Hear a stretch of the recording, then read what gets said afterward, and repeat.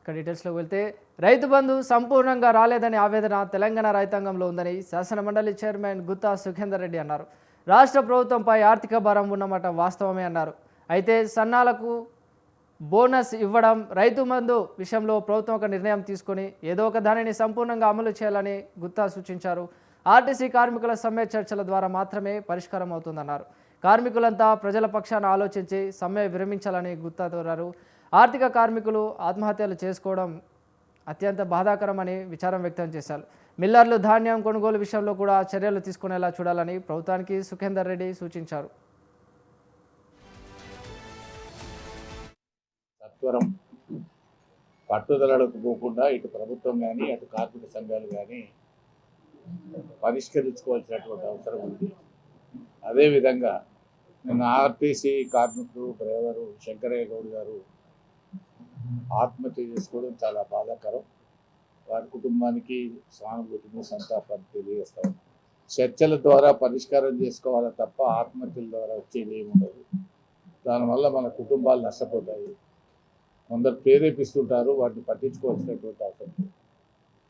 అదేవిధంగా ప్రభుత్వాన్ని కూడా వెసులుబాటును, ప్రభుత్వం యొక్క ఆర్థిక పరిస్థితులను కూడా మనం చూసుకోవాల్సినటువంటి అవసరం.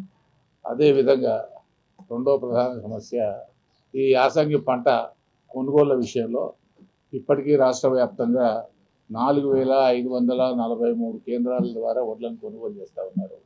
నిన్నటి వరకు వచ్చిన సమాచారం మేరకు అభివృద్ధి పనుల ద్వారా ప్రజల సమస్యలు పరిష్కారం అవుతాయని సనత్ నగర్ ఎమ్మెల్యే తలసాని శ్రీనివాస్ యాదవ్ అన్నారు. రాంగోపాల్పేట డివిజన్ కూర్మా బస్తీలో ఆయన పర్యటించారు. 25 లక్షల రూపాయల వ్యయంతో చేపట్టనున్న వీడీసీసీ రోడ్డు డీవీ కాలనీలో 27.50 లక్షల రూపాయల ఖర్చుతో చేపట్టే స్ట్రామ్ వాటర్ లైన్ నిర్మాణ పనులను తలసాని ప్రారంభించారు. పనులు పూర్తయ్యే వరకు స్థానిక ప్రజలు అధికారులకు సహకరించాలని అన్నారు. ఆయా ప్రాంతాలలోని సమస్యల గురించి స్థానికులను అడిగి తెలుసుకున్నారు తలసాని. తాను వచ్చిన తర్వాత మెయిన్ రోడ్ల విస్తరణ, అంతర్గత రోడ్లను దీర్ఘకాలంగా ఉండేలా వీడీసీసీ రోడ్లుగా అభివృద్ధి చేసినట్టు తెలిపారు. సనత్ నగర్ నియోజకవర్గం సమగ్ర అభివృద్ధి లక్ష్యంగా కృషి చేస్తున్నట్టు తెలిపారు.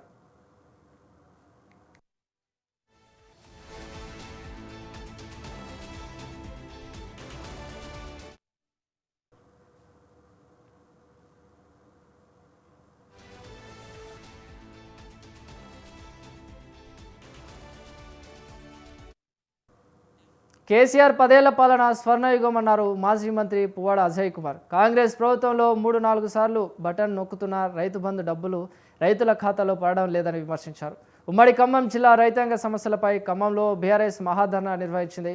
ఈ ధర్నాలో అజయ్ కుమార్, ఎంపీ వద్దిరాజు రవిచంద్ర, మాజీ ఎమ్మెల్యేలు, నాయకులు, కార్యకర్తలు పాల్గొన్నారు. పదవుల కోసం తుమ్మల నాగేశ్వరరావు పార్టీని మారారని పువ్వాడ మండిపడ్డారు. మొక్కలు కొనమంటే కాంగ్రెస్ పార్టీ శ్రేణులతో తిట్టిస్తారా అని ఆరోపించారు.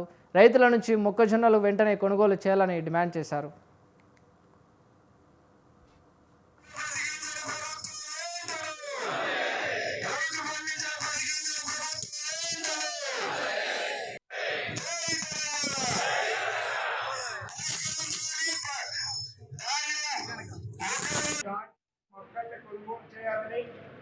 పండించిన ప్రతి గింజని కొనాలని, అది కూడా కొనుగోలు కేంద్రాల ద్వారా కొనాలని, గిట్టుబాటు ధర కొనాలని, మరిన్ని కళ్ళాలు అంటే ప్రొక్యూర్మెంట్ సెంటర్స్ పెట్టాలని డిమాండ్ చేస్తూ ఈరోజు జిల్లా వ్యాప్తంగా ఉన్న టీఆర్ఎస్ పార్టీ నాయకులు, కార్యకర్తలు, మాజీ మంత్రి పువ్వాడ అజయ్ కుమార్ గారు, అట్లాగే వద్దిరాజు రవిచంద్ర గారు రాజ్యసభ సభ్యులు, మాజీ శాసనసభ్యులు సండ్ర వెంకట వీరయ్య గారు, కందాల ఉపేందర్ రెడ్డి గారు, అట్లాగే మధుర ఇన్ఛార్జి జిల్లా పరిషత్ మాజీ చైర్మన్ కమలరాజు గారి నాయకత్వంలో ఈరోజు పెద్ద ఎత్తున రైతులు మహాధర్నా కార్యక్రమంలో పాల్గొనడం జరిగింది. మన యొక్క నిరసనని ప్రభుత్వానికి తెలియజేయడం కోసం ప్రజాస్వామ్య పద్ధతిలో ధర్నా చేయడం జరిగింది. దాంట్లో భాగంగానే ప్రభుత్వంలో ఉన్నటువంటి అధికారులకు మనం మెమోరాండం ఇవ్వాలి కాబట్టి కలెక్టర్ గారు ఢిల్లీలో ట్రైనింగ్లో ఉండడం వల్ల మన జేసీ గారు అందుబాటులో ఉన్నారు. వారికి ఈ యొక్క ప్రొక్యూర్మెంట్ కూడా వారే ఇన్ఛార్జి, వారి కూడా గతంలో మన ప్రభుత్వంలో పనిచేసే అనుభవం ఉన్నటువంటి అధికారి, వారికి మనం రిప్రజెంటేషన్. పార్లమెంటులో మహిళా రిజర్వేషన్ బిల్లు వీగిపోవడం ప్రతిపక్షాల అవగాహన లోపమన్నారు చిత్తూరు ఎంపీ ప్రసాదరావు. దేశంలో మహిళల పట్ల చిత్తశుద్ధి లేకుండా ప్రతిపక్షాలు పార్లమెంటు నుండి పారిపోయాయన్నారు. మహిళా బిల్లు, డీలిమిటేషన్ బిల్లు వల్ల దక్షిణాది రాష్ట్రాలకు ఎలాంటి నష్టం జరగదని తెలిపారు.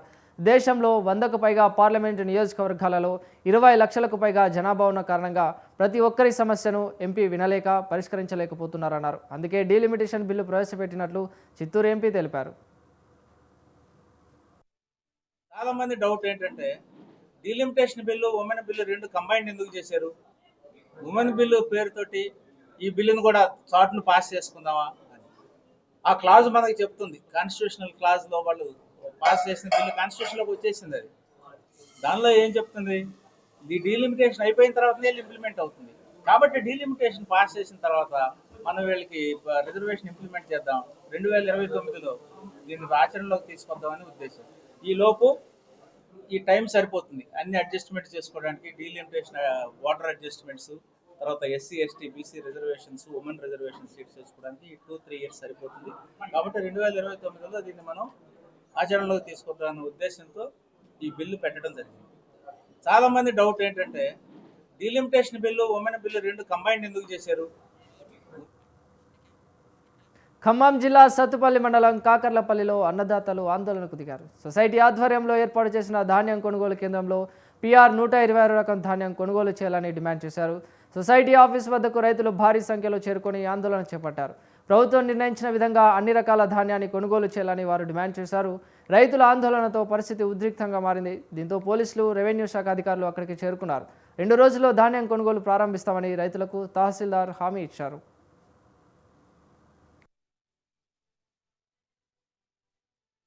అదే బియ్యాన్ని కొంటున్నారు, అదే ధాన్యాన్ని కొంటున్నారు.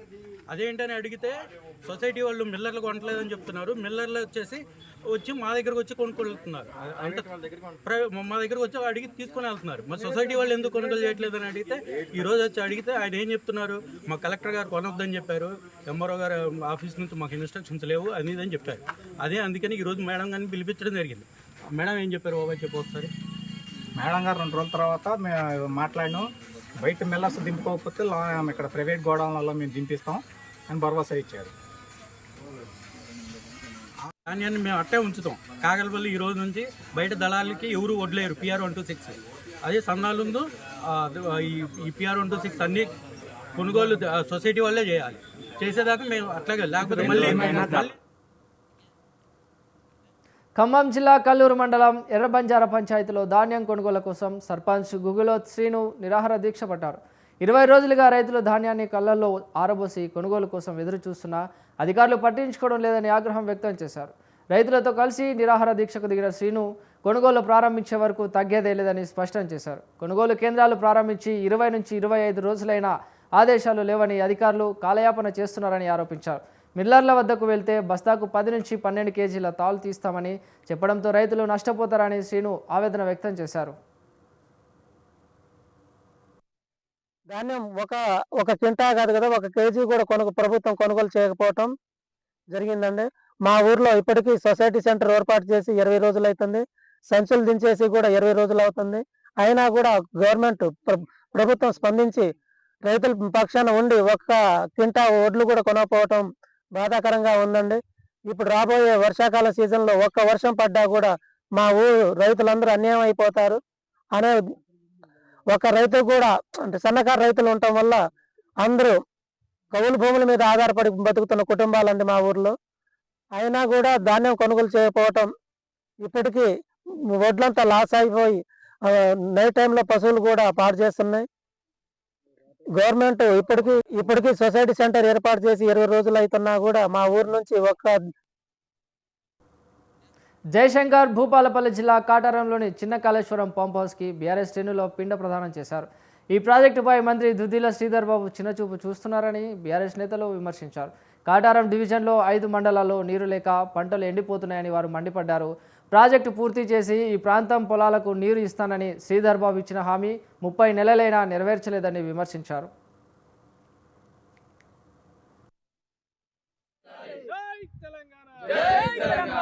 కాళేశ్వరంకు నిధులు ఇవ్వకపోవడం.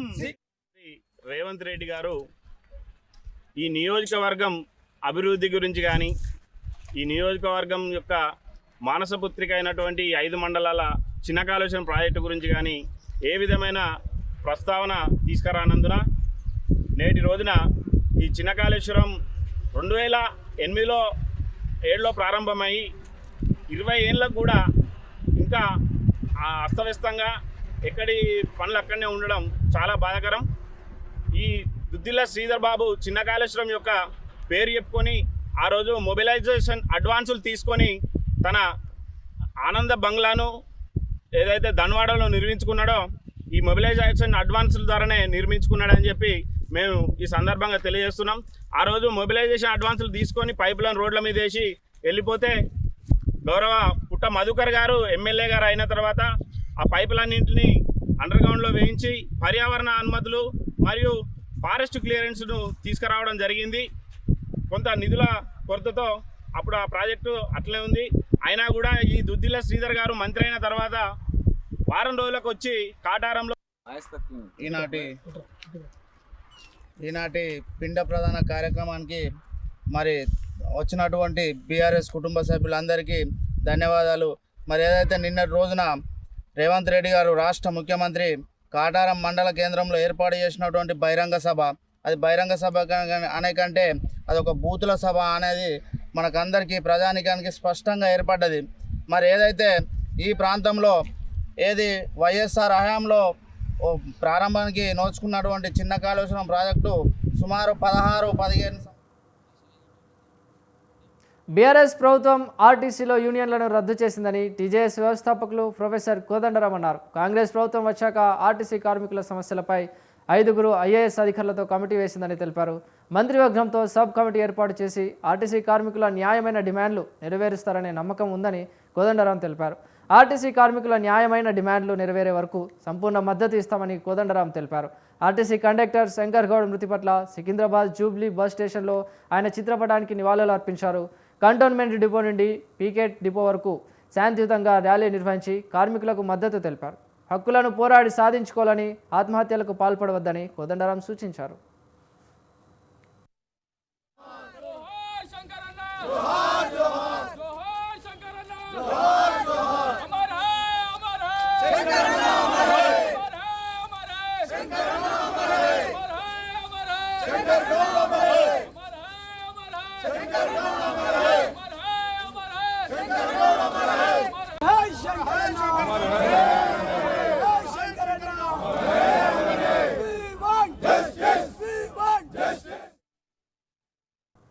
భద్రాద్రి కొత్తగూడెం జిల్లా మణుగూరు ఆర్టీసీ డిపో ఎదుట కుటుంబ సభ్యులతో కలిసి ఆర్టీసీ కార్మికులు నిరసన తెలిపారు.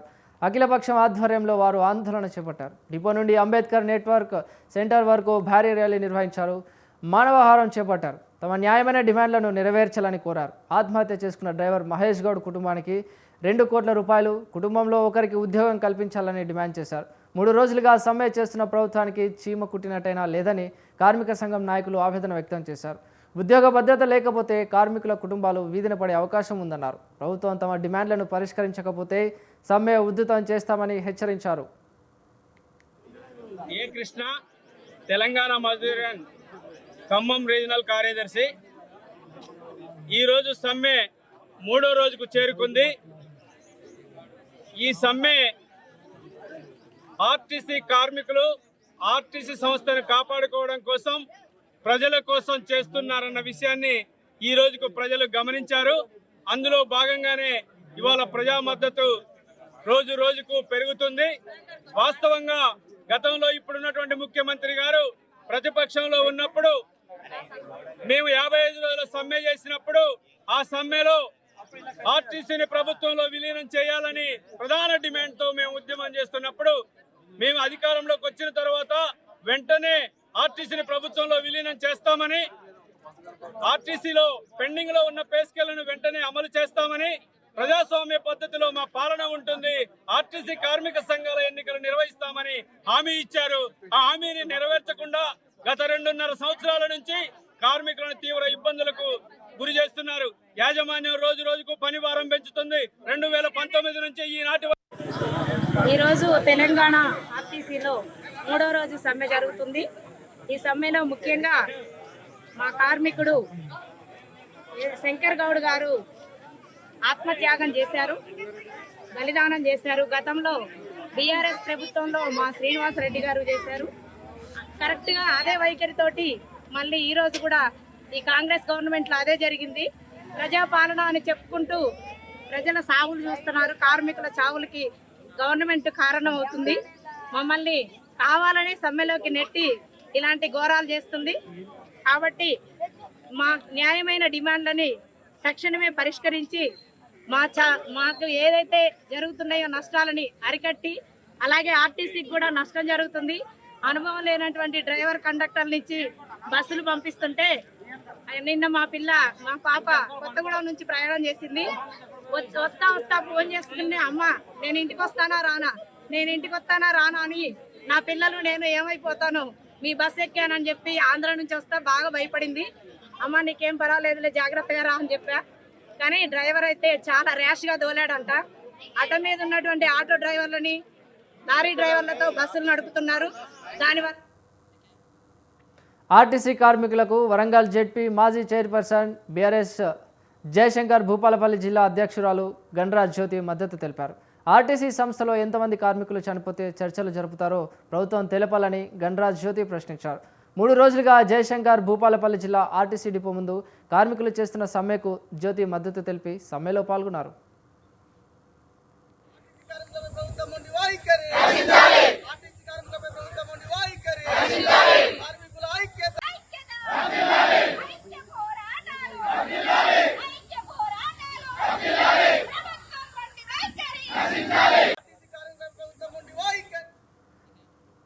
రాజన్న సిరిసిల్ల జిల్లా వేములవాడ డిపో ముందు ఆర్టీసీ కార్మికుల సమ్మెకు బీఆర్ఎస్ నాయకులు మద్దతు తెలిపారు. తమ డిమాండ్లు పరిష్కరించాలంటూ 3 రోజులుగా ఆర్టీసీ కార్మికులు సమ్మె చేస్తున్నారు. కాంగ్రెస్ ప్రభుత్వం ఆర్టీసీ కార్మికులను మోసం చేస్తోందని బీఆర్ఎస్ నాయకులు మండిపడ్డారు. అధికారంలోకి వచ్చేందుకు కాంగ్రెస్ పార్టీ అబద్ధపు హామీలు ఇచ్చిందన్నారు. ఇచ్చిన హామీలు అమలు చేయమని అడిగితే కార్మికులపై కక్ష సాధింపు చర్యలు ఏమిటని వారు మండిపడ్డారు. పలుచోట్ల పోలీసులు సమ్మె చేస్తే కేసులు పెడతామని కార్మికులను బెదిరిస్తున్నారని బీఆర్ఎస్ నేతలు ఆరోపించారు. ఆర్టీసీ డిపో వద్ద మహిళా కండక్టర్ రమాదేవి అకస్మాత్తుగా కుప్పకూలిపోవడంతో చికిత్స కోసం ఏరియా ఆసుపత్రికి తరలించారు. వచ్చిన తర్వాత ఇలా ఆర్టీసీ కార్మికుల డిమాండ్లను పట్టించుకోకుండా అనేక రకమైన కష్టాలతో దయచేసి ఒకసారి ఈ శ్రమ దోపిడికి గురి అవుతున్న వ్యవస్థ అంటే ఇలా ఆర్టీసీ వ్యవస్థనే మనం చెప్పచ్చు. ఇలా ఆనాడు తెలంగాణ ఉద్యమంలోకి వెళ్ళి మొదలు పెడితే ఇలా చిన్న పేద వర్గాలను ఒక గ్రామం నుంచి పట్టణాలకు ఇలా కూరగాయలు తీసుకురావాలన్నా, ఇలా పాలు తీసుకురావాలన్నా, ఇలా పేద విద్యార్థులకు కళాశాల పాఠశాలకు పోవాలన్నా, ఇలా అనేక రకమైన మారుమూల ప్రాంతాలకు సౌకర్యాలు అయ్యాలన్నా ఇలా ఆర్టీసీ కార్మికులు లేని ఇలా ఈ తెలంగాణ రాష్ట్రం జరుగుతుందని అడుగుతున్నారు. అనేక రకమైన శ్రమ దోపిడీ గురై అసౌకర్యాలను బాగా చేసుకుంటూ వాళ్ళ కష్టార్జితంగా చేసుకుంటే ఇలా ఆర్టీసీ కార్మికులను ఇలా నెగ్లెన్స్. మహబూబాబాద్ జిల్లా తొర్రూరులో ఆర్టీసీ కార్మికుల 3వ రోజు సమ్మెలో భాగంగా అఖిలపక్షం ఆధ్వర్యంలో భారీ ర్యాలీ చేశారు. తొర్రూరు ఆర్టీసీ డిపో నుండి బస్టాండ్ వరకు బీఆర్ఎస్, బీజేపీ, సిపిఎం నేతలతో కలిసి శంకర్గౌడ్ ఫ్లెక్సీతో ఆర్టీసీ కార్మికులు భారీ ర్యాలీ నిర్వహించారు. పొన్నం ప్రభాకర్ డౌన్ డౌన్ నినాదాలతో ఈ ర్యాలీ చేశారు. శంకర్ గౌడ్ మృతి ముమ్మాటికి ప్రభుత్వ హత్య అని కార్మికులు ఆరోపించారు. ఆర్టీసీని ప్రభుత్వంలో విలీనం చేయమని, తమ డిమాండ్లను పరిష్కరించమని తాము కోరుతున్నామని తెలిపారు. గత 45 రోజుల కిందటే సమ్మె నోటీస్ ఇవ్వడం జరిగింది. కానీ దానికి ఎలాంటి స్పందన లేకుండా కాలయాపన చేయడం ఆ ప్రభుత్వం యొక్క తీరుపై విమర్శన అందుకుంటున్నది. ఇప్పుడు ఎందుకనంటే అదే 2 రోజుల ముందు టైం తీసుకొని మా యొక్క జేఏసీ నాయకులను పిలిపించి సమస్యల పరిష్కారం కొరకై మాట్లాడితే ఈ యొక్క సమ్మె జరిగేది కాదు. సమ్మెలోకి దింపడం ప్రభుత్వం చేసిన పనే. దానికి ఒక మా నసంపేట డిపోలో ఆవేశానికి గురయ్యి ఈ ప్రభుత్వం ఎలాంటి తీర్పు ఇవ్వనందున అతను మనస్తాపానికి గురయ్యి ఆత్మహత్య చేసుకోవడం జరిగింది నిన్న. వీళ్ళు ఎలాంటి స్పందన లేకపోవడం వల్లనే ఆ ఆత్మహత్య కారణం కూడా ప్రభుత్వమే. ఇప్పటికైనా వికారాబాద్ జిల్లా తాండూరులో ఆర్టీసీ జేఏసీ పిలుపుతో కార్మికుల సమ్మె 3వ రోజు కొనసాగింది. ఆర్టీసీ కార్మికులు సమ్మె కారణంగా సాధారణ రవాణా సేవలకు తీవ్ర ఆటంకం ఏర్పడింది. శంకర్ గౌడ్ మరణంతో ఆయన కుటుంబానికి తీరని లోటు అన్నారు. ప్రజానాయకులు ఇది ముమ్మాటికి ప్రభుత్వ హత్య అన్నారు. శంకర్ గౌడ్ కుటుంబాన్ని ప్రభుత్వం అన్ని విధాలా ఆదుకోవాలని డిమాండ్ చేశారు. ఆర్టీసీ కార్మికులతో ప్రభుత్వం చర్చించి వారి డిమాండ్లు నెరవేర్చాలని కోరారు. ఎక్కడ లేని విధంగా తాండూరులో టెంట్ హౌస్లపై పోలీసులు కేసులు పెడతారని ప్రజానాయకులు మండిపడ్డారు. ఆర్టీసీ కార్మికుల సమస్యను త్వరగా పరిష్కరించాలని ప్రజలు కోరారు. ఆత్మహత్య అనేది అది శంకర్ గౌడ్ ఆత్మహత్య కాదు, ప్రభుత్వ హత్యగా నేనైతే భావిస్తున్నాను. వెంటనే కార్మికులను, ఆర్టీసీ కార్మికులను పిలుచుకొని వాళ్ళను 12 డిమాండ్లను వెంటనే పరిష్కరించాలని చెప్పేసి కూడా నేను బీజేపీ పార్టీ తరఫు నుంచి వాళ్ళని కోరుతూ, కార్మికులకు కూడా మరొకసారి గుర్తుకు చేస్తూ ఎవరు కూడా ఆత్మస్థైర్యాన్ని కోల్పోకుండా మన భద్రం నిలబడి తడబడి మన హక్కులను కొట్లాడి మనం నెరవేర్చుకుందాం. కానీ ఎవరు కూడా ఆత్మస్థైర్యం కోల్పోవద్దని చెప్పేసి నేను భారతీయ జనతా పార్టీ తరఫు నుంచి వాళ్ళందరినీ కూడా కోరడం జరుగుతుంది. ఈరోజు సమ్మె 3 రోజులు చేరుకుంది. చాలా విజయవంతంగా సమ్మె కొనసాగుతున్నది. కానీ ప్రభుత్వం ఉద్దేశపూర్వకంగానే రెచ్చగొట్టు మరి సమ్మెను ఆటంకపరచడానికి ఎన్ని కుట్రలు అంతా ఉన్నది. అయినా సమ్మె చాలా విజయవంతంగా ఈరోజు ఎక్కడ ఏ డిపోలు వేరే విధంగా. ఆర్టీసీ డ్రైవర్ శంకర్ గౌడ్ మృతికి ప్రభుత్వం పూర్తి బాధ్యత వహించాలని భూపాలపల్లి బస్ డిపో వద్ద కార్మికులు డిమాండ్ చేశారు. శంకర్ గౌడ్ మృతి ఆయన కుటుంబానికి తీరని లోటన్నారు. ఆర్టీసీ కార్మికులంతా ఆ ఫ్యామిలీకి అండగా ఉంటామని తెలిపారు. సమస్యలు పరిష్కరించాలంటూ భూపాలపల్లి బస్ డిపో వద్ద కార్మికులు 3వ రోజు సమ్మె కొనసాగించారు.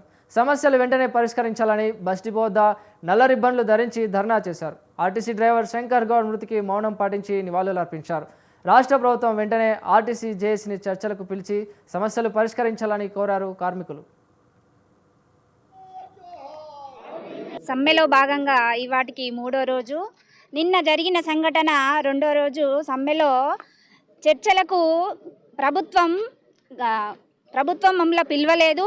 ఆ ఆవేదనతోటి మా నర్సంపేట డిపో కార్మికుడు శంకర్ గౌడ్ అన్న ఆత్మహత్యకు పాల్పడడం జరిగింది. అదే మీరు చర్చలకు పిలిస్తే మా కుటుంబంలో ఆర్టీసీ కుటుంబమైన మా శంకర్ గౌడ్ అన్నను మేము కాపాడుకునే వాళ్ళం. ఇవాళ కుటుంబానికి దిక్కెవరు? ఇవాళ రేవంత్ రెడ్డి గారు ఆ బాధను మీరు ఓర్చుకోగలుగుతారా? ఇవాళ ఏ కుటుంబమైనా ఆ కుటుంబం రోడ్డున పడింది. ఆ పిల్లలకు దిక్కెవరు? ఇవాళ మేము మా ఆర్టీసీలో మా పెద్దన్నను కోల్పోవడం జరిగింది. మీరు ఒప్పుకున్న మేనిఫెస్టోలో ఒప్పుకున్న డిమాండ్స్ను నెరవేర్చలేకపోవడం వల్లనే ఇవాళ మా పెద్దన్నకు మేము చాలా దూరం అయ్యాము. మా డిమాండ్స్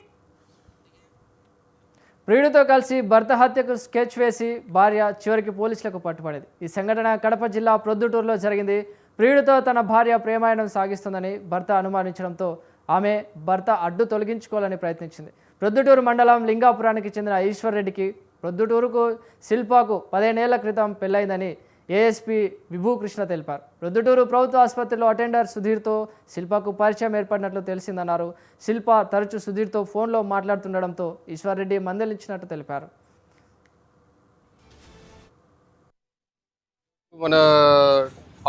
మొన్న ఒక కేసు కంప్లైంట్ మన దగ్గర వచ్చారు. కొరక ఈశ్వర్ రెడ్డి అని ఒక అటెంప్ట్ మర్డర్ కేసులో వాళ్ళు ఎస్కేప్ అయ్యి మన దగ్గర వచ్చారని మనకు ఇన్ఫర్మేషన్ వచ్చింది. Chasing him taking the case and investigate చేసి మనం ఒక 11 పర్సన్స్ అప్రిహెండ్ చేసాము. నిన్న night around 9 PM near Ayyappa Swamy temple Erraguntla రోడ్లో. సో కేసు ఏమంటే once we investigated found out that కొరకు ఈశ్వర్ రెడ్డి అనేది హిస్ వైఫ్ కొరకు శిల్ప. కొరకు Shilpa was alleged to have had an affair with one Sudhir who works as a compounder ప్రొద్దుటూరులో. ఈ తర్వాత once it became an affair and కొరకు Eshwar Reddy objected to the affair. కొరకు శిల్ప ఖమ్మం జిల్లా సత్తుపల్లిలో 3 వేర్వేరు చోట్ల 4 దొంగల దోపిడీలను చేసిన దృశ్యాలు సీసీ కెమెరాలలో రికార్డ్ అయ్యాయి. ప్రధాన రహదారిపై గల బాలాజీ స్వీట్ షాప్లో సుమారు 2000 నగదు, ఎంఆర్ గార్డెన్స్ ఫంక్షన్ హాల్లో పక్కనున్న Anu's cool drink and belt షాప్లో సుమారు 10,000 రూపాయల విలువైన మద్యం సీసాలు, మసీద్ రోడ్లోని స్పాన్ షాప్ తాళాలు పగలగొట్టి ఏమీ లేకపోవడంతో వట్టి చేతులతో వెనుదిరిగారు దొంగలు. సీసీ ఫుటేజ్ ఆధారంగా అనుమానితులను అదుపులోకి తీసుకుని పోలీసులు విచారణ చేపట్టినట్టు తెలుస్తోంది.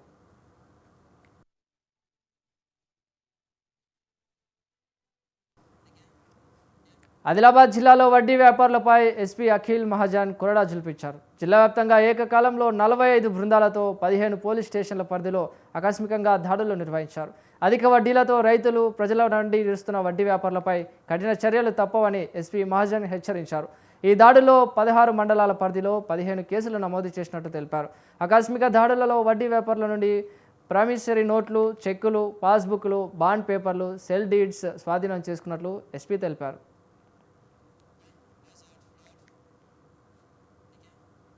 ప్రసిద్ధ పుణ్యక్షేత్రం యాదగిరి శ్రీ లక్ష్మీ నరసింహస్వామిని హైదరాబాద్ నగర పోలీస్ కమిషనర్ సజ్జనార్ కుటుంబ సమేతంగా దర్శించుకున్నారు. ప్రత్యేక పూజలో వారు పాల్గొన్నారు. దేవస్థానం అధికారులు సజ్జనార్కు ప్రత్యేక దర్శనం ఏర్పాటు చేశారు. దర్శనం అనంతరం వేద పండితులు వేదాశీర్వచనం చేశారు. ఆలయ అధికారులు సజ్జనార్కు స్వామివారి లడ్డూ ప్రసాదం అందజేశారు.